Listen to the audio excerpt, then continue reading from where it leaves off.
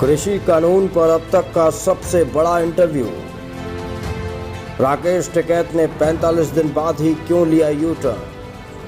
किसान क्यों नाराज है और सरकार किसानों के लिए फायदे के लिए क्या कुछ लेकर आई है, आज इसी मुद्दे पर। लेकिन यदि मोदी जी का विरोध करते करते देश का विरोध करने लगते तो ये मेरी समस्या बैठे हैं और उत्तर प्रदेश में भी लगातार ये कहा जा रहा है कि बीजेपी को इसका नुकसान है। 60 साल की खराब नीतियों के कारण किसान मजदूर से निचले स्तर पर आ गया, इसलिए वो घाटे का सौदा हो गया उनका। के मुताबिक जो पिछले 70 सालों में कांग्रेस ने नहीं कर पाया, पिछले 70 सालों में जो नीतियाँ थी उन्होंने यानी एक महीने की 527 रुपये एक मजदूर किसान लाता है गन्ना बांधने के लिए, वो भी 500 रुपये रोज लेता है। बढ़ई आता है, राजमिस्त्री आता है। कृषि कानून है वो किस तरीके से संक्षिप्त में किसानों का फायदा करने जा रहे हैं। चौधरी महेंद्र सिंह टिकैत कहते थे, शरद जोशी कहते थे, सभी बड़े नेता ये कहते थे किसानों को बिचौलियों से मुक्ति मिलनी चाहिए।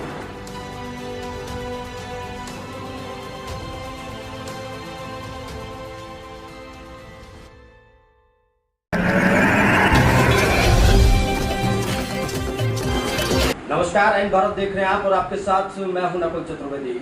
अगर बात की जाए उत्तर प्रदेश की तो उत्तर प्रदेश में बहुत जल्दी चुनाव आने वाले हैं और इन चुनावों में विपक्ष की तरफ से जो शगुफा छोड़ा जा रहा है वो ये है कि इस बार जो किसान है वो मोदी सरकार से नाराज है, उत्तर प्रदेश की सरकार से नाराज है और इस बार किसान उत्तर प्रदेश के आने वाले चुनाव में सरकार को सबक सिखाने जा रहा है। किसान क्यों नाराज है और सरकार किसानों के लिए फायदे के लिए क्या कुछ लेकर आई है, आज इसी मुद्दे पर बात करेंगे। हमारे साथ राज्यसभा सांसद विजयपाल तोमर जी मौजूद हैं। बहुत स्वागत है विजयपाल जी आपका। धन्यवाद। विजयपाल जी, सबसे पहला सवाल, विपक्ष आज कह रहा है कि कृषि को बंधक बनाने के लिए मोदी सरकार कानून लेकर आई है, तीनों को काला कानून कहा जा रहा है। किसान गाजीपुर में भी आंदोलन पर बैठे हैं और उत्तर प्रदेश में भी लगातार ये कहा जा रहा है कि बीजेपी को इसका नुकसान होगा। आप कैसे देख रहे हैं किसान आंदोलन को और विपक्ष क्या रखा? देखिए, विपक्ष का काम है विरोध करना और विपक्ष विरोध करे तो मेरी समझ में आती है बात। लेकिन यदि मोदी जी का विरोध करते करते देश का विरोध करने लगते तो ये मेरी समझ से पर है। ये कानून एक दिन के उस हिसाब से नहीं बने हैं। 60 साल में कांग्रेस और उसके समर्थन से जो सरकारें चली, उन्होंने किसान की हालत इतनी ख़राब कर दी कि वो मजदूर से निचले स्तर पर आके खड़ा हो गया। देश का सबसे उत्तम व्यवसाय खेती था और जब वैसे तो सबसे पहले 1750 तक विश्व की अर्थव्यवस्था में भारत का योगदान 25% था, सोने की चिड़िया कहलाता था। लेकिन छोड़ दो, जब देश आज़ाद हुआ तब भी 82% लोग गाँव में रहते थे, 75% खेती कियारी से जुड़े हुए थे। तब देश की अर्थव्यवस्था में कृषि का योगदान 51.8% था, करीब 52% के करीब था। लेकिन मोदी जी तो सत्ता में नहीं थे। जब मोदी जी सत्ता में आए हैं तो किसान की संख्या घटकर 75 रह जाएगी, 55%, 20% किसान गायब हो गया। गांव में रहने वालों की संख्या 82 से घटकर होगी 62%। पलायन कर गई, गांव से कुटीर उद्योग खत्म हो गए और किसान खेती छोड़ के जाने लगे। 5 से 12 तक 7 वर्षों में 3 करोड़ 70 लाख किसानों ने खेती छोड़ी। क्यों छोड़ी? इसलिए छोड़ी कि किसानों के साथ न्याय नहीं हुआ, गांव के साथ न्याय नहीं हुआ, बजट का हिस्सा नहीं दिया गया। जो हिस्सेदारी किसान की थी, मैं पूछना चाहता हूं कि कांग्रेस की प्राथमिकता पर किसान यदि होता तो देश की हालत ये नहीं होती। किसान मजदूर से नीचे की स्थिति में नहीं आता। 60 साल के राज के बाद जब मोदी जी सत्ता में आए, 55% जमीन में कल्टीवेटेड लैंड में सिंचाई का साधन नहीं था। किसान अन्न पैदा करता, भंडारण की व्यवस्था नहीं थी। करीब 25% अनाज सड़के चला जाता था। जितना ऑस्ट्रेलिया पैदा करता और इंग्लैंड वाले खाते हैं एक वर्ष में, इतना हमारा सड़के चला जाता था। कोई भंडारण की व्यवस्था नहीं करी। आपके मुताबिक जो पिछले 70 सालों में कांग्रेस ने नहीं कर पाया, पिछले 70 सालों में जो नीतियाँ थी, जो 60 साल की खराब नीतियों के कारण किसान मजदूर से निचले स्तर पर आ गया, इसलिए वो घाटे का सौदा हो गया उनका। क्योंकि किसान के लिए बजट सही नहीं दिया गया, सिंचाई का बजट सही नहीं दिया, कृषि का बजट सही नहीं दिया, इसलिए किसान ने खेती छोड़ी। और मैं कहता हूँ 15 में मोदी जी 14 में आए हैं सरकार, एक बैठक हुई और ये इन्हीं पे चर्चा हुई थी कैसे किसान का ऊपर उठाया जाए, सुधार किया जाए। तो मैंने पूछा वहाँ मंत्रालय में औसत आमदनी किसान की क्या है, तो मुझको बताया 20,000 रुपये सालाना। मैंने कहा इसमें वो किसान भी हैं जो 10% हैं, जो 50% या जो ज़्यादा ज़मीन ले रहे हैं इनके। हाँ, मैंने कहा लघु सीमांत किसानों की औसत आमदनी बताओ। उत्तर प्रदेश में 92% है। देश के कई राज्य ऐसे हैं जहाँ 90% है और एवरेज पूरे देश में 86% है। तो मुझको बताएगी 6,324 रुपये सालाना किसान की औसत आमदनी, यानी एक महीने की 527 रुपये। एक मजदूर किसान लाता है गन्ना बांधने के लिए, वो भी 500 रुपये रोज लेता है। बढ़ई आता है, राज मिस्त्री आता है, वो 500 रुपये रोज लेता है। किसान की स्थिति ये होगी, उनसे भी निचले स्तर पर आ गया। कोई अपनी बेटी की शादी किसान कहता, बता दें खेती करता तो करने को तैयार नहीं। इसके लिए कौन जिम्मेवार है? मोदी जी तो नहीं है। मोदी जी ने आके समझा और उन्होंने कहा कि जब तक किसान की हालत नहीं सुधरेगी देश की हालत सुधरने वाली नहीं है। उस समय 13.5-14% कृषि का योगदान देश की अर्थव्यवस्था में था जब मोदी जी आए, और केवल 2.5% विश्व की अर्थव्यवस्था में भारत का योगदान था। तो ये 25 से 2.5 हो गई, वो 52 से 13.5 हो गए। और कृषि ऐसा सेक्टर है जो आज भी 45% रोजगार दे रहा है। इस कोरोना के टाइम में सब सेक्टर की आर्थिक विकास दर की वृद्धि जो है वो घटी है, इस सेक्टर में बढ़ी है। इस साल भी 19.9% कृषि का योगदान है उसकी देश की अर्थव्यवस्था में बढ़ी है। सांसद जी, आप समझना ये चाहेंगे जो कृषि कानून है जिनके विरोध में राकेश टिकैत और तमाम पंजाब के किसान बॉर्डर पर बैठे हुए, गाजीपुर बॉर्डर पर, आप किसानों पर लगातार स्टडी भी कर रहे हैं और आपके पास पूरे आंकड़े भी हैं। मैं ये समझना चाहूँगा, दर्शक ये समझ पाएँ आपके जरिए कि जो कृषि कानून है वो किस तरीके से संक्षिप्त में किसानों का फायदा करने जा रहे हैं। देखिए, ये तमाम पार्टियों के नेताओं ने सोचा, बड़े नेताओं का भी कहना था। चौधरी चरण सिंह कहते थे, चौधरी महेंद्र सिंह टिकैत कहते थे, शरद जोशी कहते थे, सभी बड़े नेता ये कहते थे किसानों को बिचौलियों से मुक्ति मिलनी चाहिए, किसानों को विकल्प मिलना चाहिए, सारे रेस्ट्रिक्शंस किसान पे क्यों, किसान आज़ाद होना चाहिए। किसान यदि बागपत का किसान है वो अपना सामान कृषि उत्पाद हरियाणा नहीं ले जा सकता था, मंडी के बाहर नोटिफाइड एरिया के बाहर नहीं बेच सकता नियम के अनुसार। ऐसे कानून, ऐसे प्रतिबंध किसान पर लगे हुए थे। किसान जो चीज़ बीज डालता है उसको ये पता नहीं मुझे रेट क्या मिलेगा। तो इन सबसे पीछा छुटे, सारे प्रतिबंधों से किसान मुक्त हो, बिचौलियों से मुक्त हो। इस देश का कृषि अनुसंधान संस्थान का सर्वे कहता है कि जो कृषि उत्पाद 100 रुपये में उपभोक्ता को मिलता है उसमें से 23 रुपये किसान की जेब में जा रहे, 77 रुपये बिचौलियों पर आ रहे हैं। उन बिचौलियों को समाप्त करने के लिए कृषि सुधार की आवश्यकता थी और 3 से ये सुधार शुरू हुए। एक मॉडल एक्ट अटल जी की सरकार के टाइम में बना, सब प्रदेशों को भेजा गया और बीच में यूपीए की सरकार आई, उसने उसे आगे बढ़ाया। जितने आयोग बने कि कैसे सुधार हो, क्या होना चाहिए, गुरुलाल की अध्यक्षता में आयोग बना, उसकी रिपोर्ट आई। उसके बाद एससी जैन की अध्यक्षता में आयोग बना, उसकी रिपोर्ट आई। फिर डॉक्टर एम स्वामीनाथन की अध्यक्षता में आयोग बना, उसकी रिपोर्ट आई। और 2010 में भूपेंद्र हुड्डा मुख्यमंत्री हरियाणा कांग्रेस के नेता की अध्यक्षता में भी एक कमेटी बनी, उसकी रिपोर्ट आई। सबने सिफारिशें की और उन सिफारिशों को कांग्रेस भी चाहती थी लागू हों, लेकिन उनमें इच्छा शक्ति नहीं थी। सबने कहा कि ये विकल्प किसान को मिलना चाहिए, किसान को फ्री कर देना चाहिए। वो सारी सिफारिशें हमारे इन तीनों कानूनों में मान ली गई हैं। जो उन्होंने सिफारिश की थी वो हमने लागू कर दिए। ये उल्टा पलट गए, यू टर्न ले गए। और मैं ये कहना चाहता हूँ, सभी स्टेक होल्डर से भी चर्चा करके कानून बने हैं। इन सारे आयोगों की रिपोर्ट के आने के बाद कृषि मंत्रालय ने एक कमेटी बनी, DFI, doubling of farmers income committee. Ashok Dalwai उसके चेयरमैन थे, मैं भी उसका सदस्य था। सबका इनका अध्ययन किया गया, सभी स्टेक होल्डर्स को बुलाया गया, इनकी सारी यूनियन के नेताओं को बुला कर पूछा गया ये करना चाहते हैं बताओ, और उन सबके सुझावों को मानते हुए सारी सिफारिशें की गई। और जब ये कानून के लिए ऑर्डिनेंस जारी किया गया तो किसान यूनियन के नेताओं ने मुजफ्फरनगर में प्रेस कॉन्फ्रेंस करके इसका स्वागत किया और ये कहा, राकेश टिकैत भाई ने कहा कि मेरे पिताजी का 27 साल पुराना सपना पूरा हो गया। क्या वजह है 1.5-2 महीने बाद पलटा खा गया? क्या वजह है? कांग्रेस जो कहती थी ये लागू होने चाहिए, जिनके मुख्यमंत्री की अध्यक्षता में ये रिपोर्ट आई भूपेंद्र हुड्डा की, और वो यू टर्न ले गई। क्या वजह है? सारा कानून किसान के पक्ष में हैं। एक कानून तो ये है कि किसान आज़ाद है, उसको यदि अपने घर पे खेत पर मंडी से ज़्यादा दाम मिल रहे हैं तो क्यों उसको आज़ादी नहीं मिले, क्यों नहीं बेचेगा वो? उसको यदि हरियाणा में ज़्यादा मिल रहे, देश के किसी भी हिस्से में जहाँ चाहे जब चाहे जिसे चाहे बेच सकता है, आज़ाद हो गया किसान। ये तो सब कहते हैं किसी उत्पाद पर टैक्स नहीं लगना चाहिए। देखिए आंदोलनकारी क्या कहते हैं, मंडी में टैक्स लगता है, साहब बाहर नहीं लगेगा, टैक्स लगाओ। मतलब आश्चर्य की बात यह है कि कहते हैं टैक्स लगाओ बाहर भी। अरे भाई तुम बिचौलियों के साथ खड़े हो, आड़तियों के साथ खड़े हो या किसान के साथ खड़े हो? ये 77% जो बिचौलियों के साथ खड़े वो लोग हैं।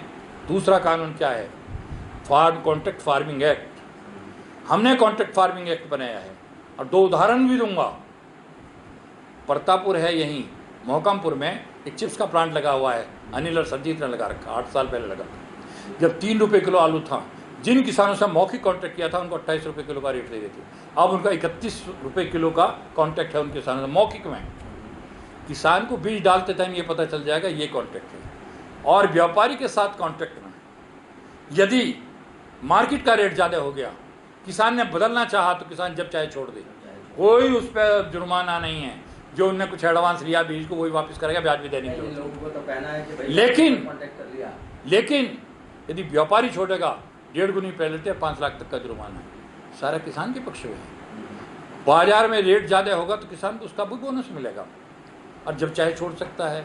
इनका कॉन्ट्रैक्ट फार्मिंग एक्ट ऐसा है, पंजाब में बना रखा कांग्रेस सरकार ने, किसान छोड़ेगा तो जेल जाएगा, 5 लाख तक का जुर्माना उस पर उल्टा सकेगा। उसी का शिकूफा पूरे देश में। अब हम ये कहना चाहते हैं कि चर्चा क्यों नहीं करते ये इन पर राज्यसभा में मैंने नोटिस दिया, माननीय चेयरमैन से मैंने आग्रह करके उसकी उस पर एजेंडे पर आया, मैंने चर्चा शुरू की और मैंने चैलेंज किया इन्हें, चर्चा करिएगा ना, ये पता चलना चाहिए आप सही है या हम सही है।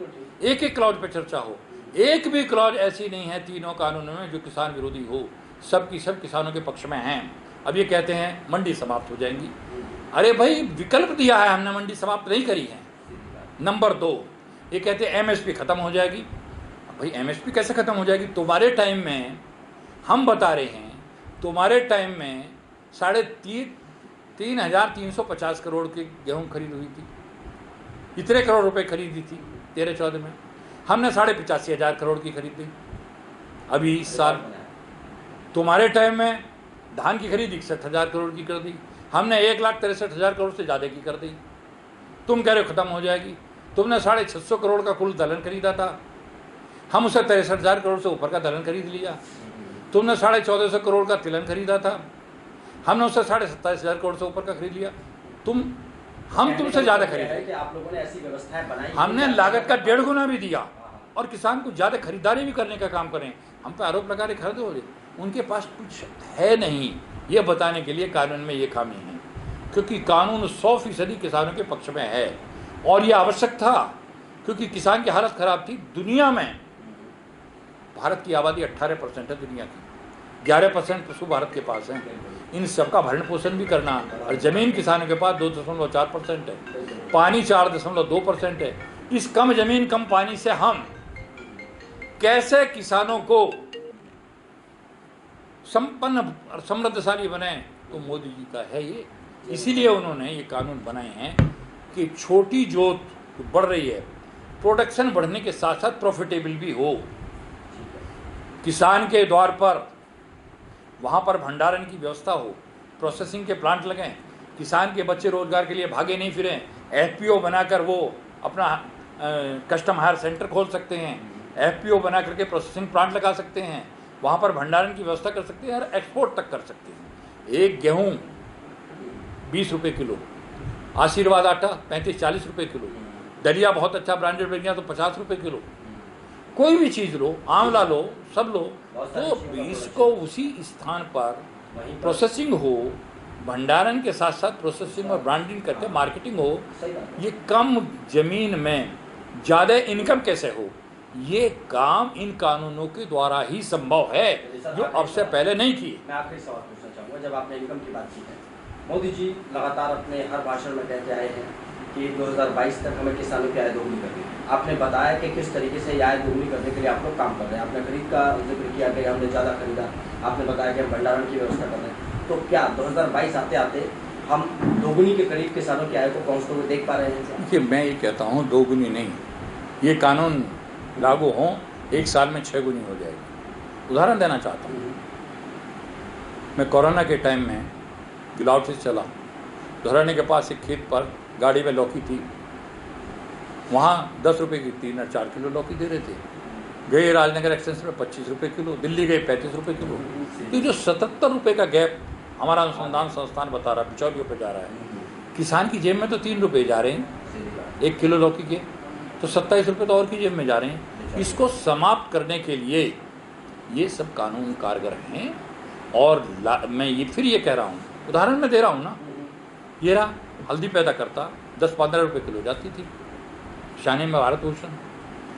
जैसे ही वो उसको बताया गया कि भैया आप सुखाओ, पीसो कच्ची हल्दी को, पैकिंग करो, ब्रांडिंग करो और मार्केट में ले जाओ, 5 किलो हल्दी की 1 किलो बन गई सूख के। 1 किलो पाउडर अपना ब्रांडिंग करके मार्केटिंग किया, 250 रुपये की जाने लगी, जो 50-60 रुपये की जाती थी।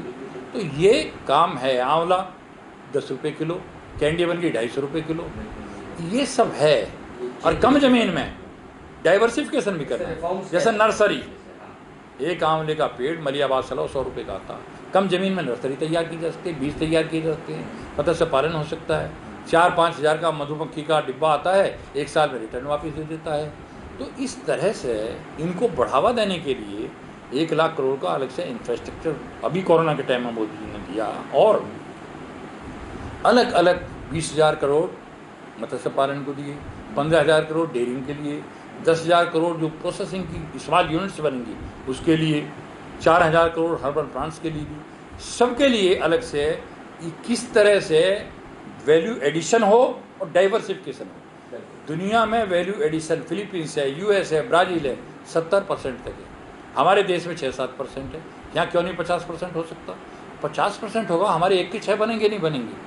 तो इसकी तरफ ध्यान है यार, ये कानून इसमें संभव है। कहने का मतलब यही है, छोटा किसान जो है वो नहीं कर सकता। किसान कानून लागू, वो 10,000 FPO इसीलिए बना रहे हैं, हर ब्लॉक पर किसान संगठन बनाएंगे, सारी चीज़ सारी नाबार्ड मदद करेगा, वैज्ञानिक मदद करेंगे, एक्सपोर्ट तक की व्यवस्था होगी, भंडारण की व्यवस्था होगी, प्रोसेसिंग की व्यवस्था कानून लागू होने के बाद। ये इस पर डंगा लगा रहे हैं क्योंकि वो जानते हैं किसान जो है समृद्धशाली हो जाएगा। और दूसरा भी और बता दूं, जितना इन्होंने 10 साल में बजट लिया यूपीए के टाइम में, अब मैं ये भी बताना चाहूँगा, इतना तो किसान सम्मान निधि का खातों में मोदी जी डाल चुके हैं इन 2 साल में, इतना डाल चुके हैं। और 1 साल का बजट उनके 5 साल के बजट से ज़्यादा है। उनके बजट उठा के देखो, 9-10 का बजट 12,000 करोड़ का, फिर 15,000 करोड़ का, फिर 21,000 करोड़ का, उससे पहले और भी कम का था। तो ये बजट थे 1 साल में 1,23,000 करोड़ का ज़्यादा, तो इसी साल का बजट है हमारा। तो क्यों इन्होंने ये तो बड़े कृषि के वो बनते हैं, क्यों नहीं दिया 60 साल तक किसान को बजट? कहने का मतलब है कि पहले 60 साल इन्होंने कुछ किया नहीं। जब यदि ये किसानों को हक देते, उसके अनुपात में बजट देते, गांव को देते, तो ना गांव से पलायन होता, ना गांव से कुटीर उद्योग खत्म होते, और किसान समृद्धशाली रहता, हर खेत को पानी होता। अब प्रधानमंत्री ने भी तो किया है, प्रधानमंत्री कृषि सिंचाई योजना लागू कर 40,000 करोड़ का कार्पस फंड बना दिया। और उस कार्पस फंड से जहाँ विदर्भ हो, बुंदेलखंड हो, झारखंड हो, बारिश के पानी को रोकते हैं तालाब में, टेक्निकल एडवाइस इंजीनियर देते हैं, 90% फाइनेंस सरकार करती है, 2 फसल ले रहे हैं डिप सिस्टम से। क्या ये नहीं कर सकते थे इस काम को? तो नहीं कर रहे। भंडारण की व्यवस्था उन्होंने नहीं की, मोदी जी हर ब्लॉक पे स्थापित करना चाह रहे हैं। कुल मिलाकर ये मान लिया जाए अब कि जो इन लोगों ने नहीं किया वो मोदी सरकार ने आने के बाद किया, और अब जो मोदी सरकार अच्छा कर रही है उसे भी रोकने के लिए लोग खड़े हुए हैं। मैं यही कह रहा हूँ, देखिए यदि ये मान लिया, ये सच्चाई है कि 6,324 रुपये मंत्रालय की रिपोर्ट के अनुसार 14-15 में 6,324 रुपये सालाना आमदनी लघु सीमांत किसान की थी। तो इसलिए तो मोदी जी हर साल खाते में डालने लगे, तो दूनी तो वैसे ही हो गई उन लघु सीमांत किसानों की। चलिए ठीक है, बहुत बहुत शुक्रिया धन्यवाद विजयपाल जी हमसे बातचीत करने के लिए।